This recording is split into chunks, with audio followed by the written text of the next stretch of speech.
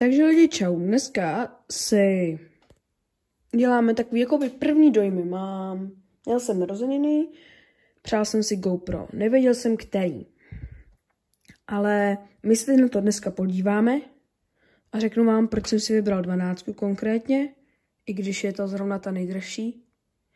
A jdem na to. GoPro Hero 12 Black se dodává v takovémhle balení. Dodává se i ta 11, podle mě úplně ve stejným. A my se teď podíváme, jak to bylo zabalené. Takhle se to otevírá tady ze spodu. A v balení dostanete, to je vlastně tady na straně, kamerku, endurovou baterii, pak se dodávají, můžete si dokoupit ještě další, který vydrží díl a tak, tohle je základní. Jeden tu ten takovej šroubek, který vám upevňuje tu kameru do tohodle. A pak tady lepící na helmu, třeba lyžařskou, a dobíjecí kabel.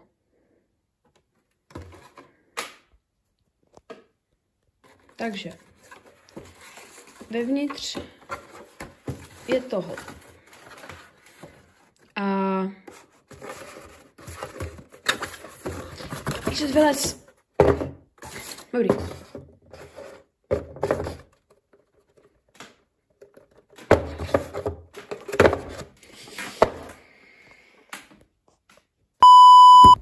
Takhle. Tady v tom byla. Teď tam není. Ale je tadyhle. Kamerka a baterka je vedle. A vlastně to příslušenství je tohle, to je to lepící na helmu. Vypadá to takhle. Sem se dává tohle, v kterém teď není ten šroub. Ten mám tady vedle. Tady v tom. A nevím, jestli to znáte, potom se tam takhle zasune. To si pak všechno ještě ukážeme. Dostává se v tomhle hezkým balení z recyklovaného papíru, což se mi líbí. A je to hezký balení. Hodně hezký. Hlavně ta krabice je fakt jako úžasná. No, teď krabici dáme stranou na zima, co je uvnitř. Takže uvnitř je tahle kamerka. GoPro Hero 12 Black. Ovládání má úplně stejný, jako je to na 11 a na těch předchozích. Ale má jiný design. Má vlastně takovejhle černý s modrýma tečkama. A vlastně jinak je to stejný. Já jsem žádný jiný GoPro neměl, tohle je moje první. A tady jsem ho testoval teď asi týden. A zatím dobrý dojmy. A pořád si o tom zjišťuju cokoliv jde, abych se naučil to všechno ovládat, ale už to docela umím. Je tam toho fakt hodně. Tady je tohle, to se dává do toho držáku, semka, následovně ukážu. Jak už jsem zmiňoval, příslušenství ke GoPro obecně je strašně moc. Já konkrétně mám takovou kejsu, takovouhle krabici, jako tašku. A dá se koupit sportovní a nesportovní. Já už si nepamatuju, jak se to jmenuje přesně. Ale v tomhle, nicméně, mám tuhle sportovní, cyklistickou, nebo jak se to jmenuje. Takže v tom bylo hrudní držák a pak k tomu bylo tohle. To je na řidítka. Když se tam dá tohle, takhle semka. Dobrý, chill. Takhle to je na řidítka. Tím se takhle zajistí, utáhne a máte to na řidítkách. A nebo se tam dá tohle a na něco tenčího, nebo na hůlku třeba, na lyžích a tak. Pak k tomu bylo tady to. Je to úplně stejný jako tohle. Úplně stejný. Akorát je v tom jeden rozdíl. Tady to je vyšší. Což znamená, že tou kamerkou tam můžete víc jí nahejbat. Když je tam takhle, tak ji můžete víc takhle nahejbat. A tady ji můžete nahýbat mnohem míň. To bylo dodané k tomuhle, protože tam se to musí hodně natočit. No. A v tom mi přijde hodně výhodný. Prostě je to trochu výš, ale dá se s tím hodně točit tou kamerkou. A ještě tady k tomu, když se vrátím. Tady je takhle tlačítko, nebo tlačítko, taková páčka. Když tu páčku zmáčknete, tak se s tím dá točit. Tady chybí kameraman. Takhle to zmáčknete, tak se s tím hledá takhle točit, když už to máte na tom tu kameru. Takže vyjedete, máte to takhle na řídítkách. Teď vám sem šoupnu nějaký záběry. A můžete to být dopředu, jako na cestu, anebo si to můžete otočit na sebe. A to je tak všechno k tomuhle držáku. Ten je fakt dobrý. Z těch řídítek je rozhled, velký. Je z nich hodně vidět z té trasy, když to máte na řídítkách. Akorát jedna moucha, prostě je to na takovém blbějším místě, že když spadnete, tak vlastně to kolo vždycky letí skoro hned na řídítka a většinou se jako rozfláká. Nebo nerozfláká, ta kamera je to určená, ale bojím se tam, když bych jel nějaký trail. Já s ním zatím žádný trail nejel, ale zkoušel jsem to na takových cestách. Různě tady jenom po lese jsem jezdil. No. A jinak jako rozhled je z toho dobrý, ale trail bych si úplně nejezdil. Na trailu mi přijde nejlepší tohleto. Z toho je dobrý rozhled, máte to vlastně takhle. Sice to vypadá, že ty popruhy jsou strašně malý, ale jsou nastavitelný a jsou pružný, takže se do nich vejde i dospělý člověk. No. To je tak všechno. Tohle je fakt dobrý. Fakt dobrý. Z toho je vidět úplně všechno a je z toho dobrý zvuk. A z tady toho, to je na helmu, to se nedodává v žádném příslušenství. Nebo já ho nemám. Tohle, vzhledem k tomu, že já mám helmu, u který tohle bylo, tak to vlastně mám. Jinak bych to neměl. Je to vlastně úplně na stejném principu jako tamto, akorát, že tohle je plastový, tam to je takový jako trochu kov. A to si takhle dáte na helmu, když tam máte ten držák, takhle. A pak si tam dáte úplně stejně to GoPro. Taky s tím utahovákem. A to je tak všechno. Takže jenom, že teď jsme si probrali příslušenství, který mám já. Dá se ho dokoupit samozřejmě další hromady. Jo, a v dodání jsou ještě tyhle cool samolepky. Ještě tahle velká. Ty jsou fakt hezký. Už mám jednu na helmě. A pak jsou ještě tady takový malý. Ale to je všechno. Ty krabici. A to příslušenství. Dodává se to v takovéhle krabici. Vy si koupíte to sportovní. Tady je takhle výjimatelná přepážka na sucháče. Možná výjimatelná. Zase jednou rukou se to dělá blbě. No to je jedno. A tady takováhle kapsa, kam si dáš kabel, SD kartu a tak dále. SD karty se k tomu doporučuje ještě koupit speciální, které jsou určené na akční kamery nebo na GoPro. Protože se může stát, že vám tam nebude, že jí to nepřečte, když to nebude akční kamera. Akční SD karta nebo jako na akční kameru. Já ji tady mám. Zahostří se. Hej, funguje, dobrý. Tady takhle SD karta. A vlastně ta kamerka je hodně lehká a malá oproti mé ruce. Takže to se mi na ní líbí. Je skladná. Já si ji vždycky dám sem do téhle krabice, tašky. Takhle sem. A sem si dám, co potřebuju. Takže třeba na hruď, tohle. Nebo když nechci nic, tak se tam dám třeba jenom tohle. Na helmu. Prostě cokoliv tam chci. Tady nosím většinou kabel a když máte třeba 2 baterky, já je nemám, protože tady u toho nepotřebuje. nejsou potřeba 2 baterky, protože to fakt vydrží dlouho v kuse natáčet. No, a to je tak všechno, takže my si teď zapneme a ukážem si nějaký jenom záběry vám pustím, který jsem natočil. A příště, když dáte 17 lajků, tak natočíme já i s Luckou. Lucka tu dneska není, protože nemáme čas, nedohodli jsme se na čase, nenašli jsme společný termín, kdyby jsme se mohli vidět a natočit to, takže to točím jenom já. Ale příště to už bude s Luckou nejspíš, pokud se zase něco takže jdem si to zapnout. Let's go. Musíme si tam napřed vložit baterku. Tím, že ta kamera je odolná do 10 metrů bez pouzdra do vody, tak je tady takovýhle otevírání. Otevírá se to dost blbě. Musíte to jako takhle palcem zabrat nahoru. Hodně. No, teď mi taky nejde. A pak to odklopit takhle. A sem se vsune ta baterka. Takto.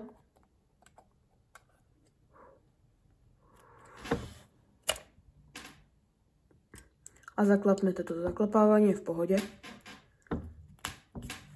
Jenom se ujistíte, že to je zaklapý pořádně. A teď je odolná do 10 metrů pod vodou. Měla by být údajně. Ještě jsem to neskoušel. A ještě prej, teda nevím, ale prej je tady u 12 nově na stativ. Že to prej u 11 ještě nebylo. Na stativ je to tady. Takže to můžete dát dneska dám dobrý den. Na stativ od foťáku nebo od vaší jiný kamery. Takže to je hezký. Nemám stativ, ale hodí se to určitě. A my si teď jdem zapnout. Při zapínání vždycky takhle pípá a dá se to v nastavení vypnout. Už to funguje skoro jak mobilní telefon. Takže tady máte video. Tady si můžete nastavit svoje videa, jakoby typy, jako rozlišení a tak dále. Takže já teď tady mám nastaveno 16:19. Já jsem slepý. 16:9 na YouTube, 4K, 60 frameů. A tady je hodně dalších. Si to můžete zapnout nebo vypnout nastavení. Hodně velký plus beru u toho, že si můžete nastavit takzvaný, já teď nevím, jak se jmenuje.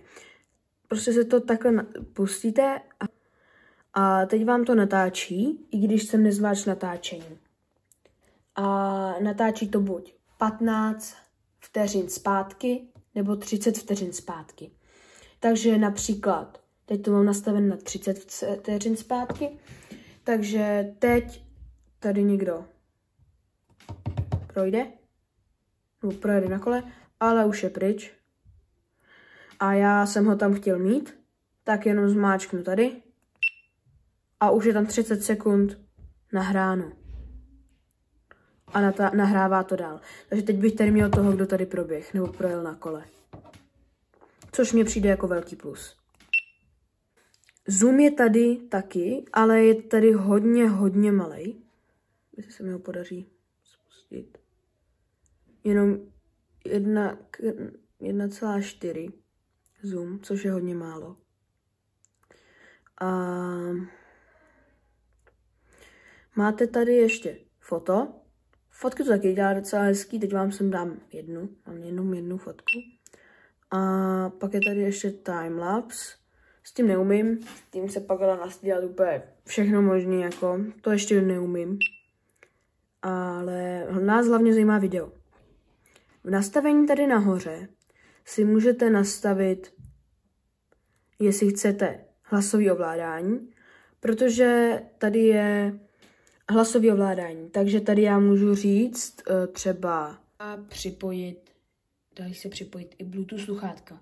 Takže pokud máte AirPody, Nicewire, úplně jakýkoliv sluchátka, které jsou na Bluetooth a mají mikrofon, tak je tam můžete připojit. A když je tam připojíte, tím, že to má hlasové ovládání, dáte si ho za okno, kamkoliv, úplně kamkoliv, tak to můžete přes ty sluchátka vlastně ovládat. Pardon. A to je strašně jako mi přijde užitečný. Takže dejme tomu, budu mít GoPro za oknem. Dáme si ho za okno. Nemám nový ty Bluetooth sluchátka, žádný nemám. Dám si ho tam za okno. A tady teď řeknu GoPro, take a photo. A ono mi udělá fotku. A je venku a neslyší mě to GoPro, slyší mě ty sluchátka. A to mi přijde jako hodně dobrý. Akorát já nemám malý sluchátka Bluetooth. Ale to je jedno. Zkoušel jsem to s velkýma. A funguje to. GoPro, take a photo. A teď vás to vyfotilo. A nebo GoPro, start recording. Teď to začalo natáčet. A když už jsme tady u tohohle, u téhle kamerky, tak to spočívá, teda kamerky, displeje, ten je hodně dobrý. A ten se tady dá taky nastavit, tadyhle. Co chcete mít na tom displeji. Jestli tam nechcete mít nic, jestli tam chcete mít jenom nějaký čas, a jestli tam chcete mít i funkce, co to dělá, anebo jenom obraz. To se tady dá nastavit. Já tady mám i funkce, že tam vidím, jestli fotím nebo natáčím a tak dále. Tady se právě dá vypnout a zapnout, jestli chcete, aby to pípalo, což se hodně hodí za mě, když třeba jedete, zmáčknete to a nevíte, jestli to začalo nahrávat, tak v podstatě ono to zapípá a víte, že jste začali nahrávat. Pak je tady králík, takovej králík. A díky tomu králíku, zajíci, můžete, když je kamerka vypnutá, přes natáčení, když to zmáčknete, tak okamžitě to začne natáčet, což mi přijde hodně výhodný, že ji nemusíte čekat, než se zapne a pak až začít nahrávat. Prostě to jenom zmáčknete a začne to nahrávat. Když to stopnete, tak se automaticky kamerka vypne, což je hodně dobrý. Pak si ji můžete zamknout, když chcete, aby to nahrávalo a třeba to je někde, kde na to může někdo šáhat, nebo to máte v kapse a chcete, aby vám to nahrávalo zvuk, co já vím, tak se tady dá nastavit. Tady je pak Max Lens mod, to máte čočku, tady jsou můžete odejmout tuhle čočku a dát si tam jinou. Třeba ten Max Lens mod, to má mnohem větší rozlišení, do bokou a nahoru. To se tady můžete zapnout, což já nemám tu čočku, protože to stojí zase 3000, takže to tady nemám. Pak je tady, to je nějak zamknutí horizontu, s tím taky ještě úplně neumím, ale to by mělo dělat to, že když s ním budete takhle kejvat a otáčet, tak by měl být furt horešek nahoře a dolešek dole. Pak je tady další nastavení, tady je Bluetooth, teď se mi to připoje k počítači, to se nepřipojí, protože asi je vypnutý, anebo k telefonu. Je aplikace GoPro Quick, tady, přes kterou můžete stahovat fotky a videa z kamerky a je tam i funkce, že přes ní můžete vidět. Takže vidíte, co natáčí ta kamerka na mobilu a můžete tam spustit a můžete ji i tam vypnout. To si teď názorně i ukážem. Tady je pak nastavení. A tady je úplně všechno. To si právě nebudeme procházet. To si můžeme projít příště, když budete chtít. Úplně všechno. Voice control. Úplně všechno. Takže to si projdeme příště, když budete chtít. Tady jsem zapomněla ještě tady. Tady se vám ukazuje, kolik máte obsazeno z SD karty a jestli to potřebuje aktualizovat nebo něco stahovat. A tady takhle tuhle aplikaci si stáhnete, tam můžete prohlížet, to už jsem říkal. A to je asi tak jako všechno. Ještě k tomu, jestli jsem na tom našel nějaký mouchy. Našel jsem na tom jednu mouchu, že když to máte na tomhle, máte to na hrudním držáku. Máte to tam takhle, abyste na to viděli. Mám to tam jakoby takhle. Možná. Halo. Dobrý. Mám to být takhle na hrudi. Tak tohle nejde natočit úplně. Vy to můžete dát takhle. A když jedete na kole a jedete takhle, protože jste ohnutý k řidítkům, tak je velký vidět kulový. Je vidět jenom kolo a na cestu není vidět vůbec. Takže já jsem to nakonec vymyslel. Nevím, co tak má dělat. Ale nebudu si to dodávat do tohoto držáku takhle ze spodu. Ale dáte si to tam takhle ze zhora. Tak, dobrý. Máte to tam takhle. Což vy ale nechcete, protože když to tam takhle nastavíte, tak je vidět velký kulový. Takže to tam dáte takhle, ze zhora. Very good veteran. Nemůžete to ovládat, moc tam nic nevidíte, ale dáte si to takhle. Můžete si to nastavit mnohem víc nahoru. Můžete mít i takhle. Takže když to vohnete takhle, tak vám to furt natáčí dopředu. To je mouka, ale přišel jsem na to. Takže se to akorát potom hůře ovládá, takže si to pak musíte sundávat. Jako vidíte to tady na tomhle displeji, což je na tom dobrý, ale nemůžete si tam nastavit nic. Musíte to dělat tady, takže si to musíte sundat, otočit a pak až se to tady udělat na tomhle displeji velkým. Tak to jsem tam akorát našel takovýhle mínus, jinak vlastně vyrovnávání je hustý. Jako fakt hustý. Nerovností. Jel jsem, teď tady vyskočí video, jel jsem po nějaké, cestě Stašek a to mega drncalo. Ale drncalo to mega, ta kamerka se takhle třepala, ale ten záběr je hezky plynulej, úplně plynulej. Úplně. A ani mi nespadla. Na tomhle drží fakt perfektně. Když se to dost utáhne, tak je to úplně v pohodě. No, a to je asi pro dnešek všechno. Jestli jsem na něco zapomněla, tak se omlouvám. A když tak to řekneme v příštím díle. Tak zatím, čau.